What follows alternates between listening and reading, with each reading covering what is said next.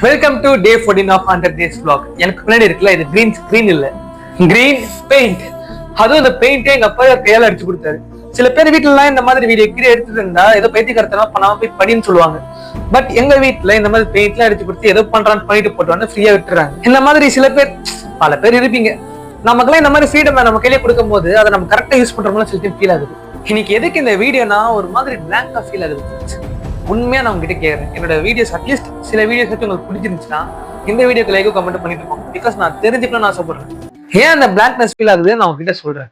எனக்கு ஆக்சுவலா 10th முடிச்சோடனே 3 ஆப்ஷன் இருந்துச்சு: பயோமேக்ஸ், சிஎஸ், காமர்ஸ். நான் எனக்கு சிஎஸ் தான் வேணும், படித்த கம்ப்யூட்டர் சயின்ஸ் தான் படிப்பேன்னு சொல்லிட்டு எடுத்தேன். ஆனா நான் ரெக்கார்ட் பண்ணல. பிகாஸ் நான் அதிகமாக மார்க் எடுத்தது கம்ப்யூட்டர் சயின்ஸ்ல மட்டும்தான். அதுக்கப்புறம் காலேஜ்ல ஆவரேஜான மார்க் எடுத்தாலும் சேர்ந்தா பிடெக் ஐடி தான் சேருவன்னு சேர்ந்தேன். அதையும் நான் ரெக்கார்ட் பண்ணல. உண்மையாவே சொல்றேன், படிக்கிறதுக்கும் ஈஸியா இருக்கு, அதனால மார்க் டீசெண்டா எடுத்துட்டு இருக்கேன். இதே நான் ட்ரிபிள்இயோ ஈஸியோ போயிருந்தேன்னா இந்த அளவுக்கு கிரேட்லாம் எடுப்பேன்னு எனக்கு தெரியல. பட் நம்ம எல்லாருக்கும் ப்ராப்ளம் எங்க வரும்னா அந்த டெக்னிக்கல் ஸ்கில்ஸ், கோடிங். அதுக்கு எக்ஸ்ட்ரா கிளாஸ் தான் இந்த மாதிரி பல பேர் போயிருப்பீங்க. நான் அதெல்லாம் வேஸ்ட்னு சொல்லவே இல்லை. பட் நம்ம என்னதான் ட்ரை பண்ணிட்டே இருந்தாலும் அது ஒரு மாதிரி கஷ்டமாவே நம்ம ஃபீல் ஆயிட்டு இருக்கு. இந்த மாதிரி எனக்கும் உங்களுக்கும் பல ட்ராக்ஸ் மணியில் ஓடிட்டு இருக்கும். அதாவது பல வீடியோஸ் ரெக்கமெண்ட் ஆகும், இந்த ட்ராக்ல போங்க, இந்த ட்ராக்ல போங்க, கோடிங் இல்லாத பாத்துல போங்க. பட் ஒன்னு யோசிச்சுக்கோங்க, இந்த மாதிரி கன்ஃபியூஷனா இருக்கும் போது என் ஃப்ரெண்டு ஒன்று சொன்னான், மிஸ்டர் கோகுல்நாத், நீங்க இது வரைக்கும் எத்தனை கம்பெனிக்கு போயிருக்கீங்க, எத்தனை கம்பெனில இருந்து ரிஜெக்ட் ஆயிருக்கீங்கன்னு. அப்பதான் நான் யோசிச்சேன், நான் இது வரைக்கும் எந்த கம்பெனிக்குமே அட்டன் பண்ணலையே, நான் இது வரைக்கும் ரிஜெக்ஷனே ஃபேஸ் பண்ணல. அதுக்குள்ள எதுக்கு நான் இது கஷ்டம் அப்படி இப்படின்னு பயந்துட்டு இருக்கேன்னு எனக்கு ஒன்றும் புரியல. அப்ப என் ஃப்ரெண்டு சொன்னா, ஆஸ் அ பிடெக் ஐடி ஸ்டூடெண்டா மட்டும் இல்ல, ஓவராலா இன்ஜினியரா நம்ம கடைசியில இந்த கோடிங் வந்து லைஃப்ல கண்டிப்பா பார்ப்போம். ஆனா நிறைய பேர் அதை எட்டு பார்த்துக்கிட்டே பயந்துக்கிட்டு ஒதுங்கிடும்.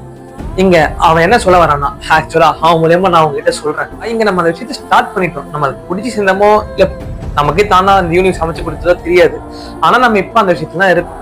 சோ நம்ம ஸ்டார்டிங் அந்த விஷயத்த வந்து ஒதுங்காம நம்ம தளபதி சொன்ன மாதிரி, நம்மளால எதை ஈஸியா ஜெயிக்க முடியுமோ அதை ஜெயிக்கிறது வெற்றி இல்ல நண்பா. நம்மளால எதை ஜெயிக்கவே முடியாதோ அதை ஜெயிக்கிறதுக்கு முயற்சி பண்றோம்ல, அதுதான் உண்மையான வெற்றி. இப்படி எல்லாம் மோட்டிவேஷன் ஏத்திக்கிட்டு ட்ரை பண்ணிக்கிட்டு ஒரு கட்டத்துக்கு அப்புறம், அந்த கட்டம்னா நீங்க சும்மா அந்த 2 days 3 days 2-3 கம்பெனி அப்படிலாம் இருக்கக்கூடாது. அட்லீஸ்ட் ஒரு 6 months காச்சும் நீங்க ஒதுக்கணும்.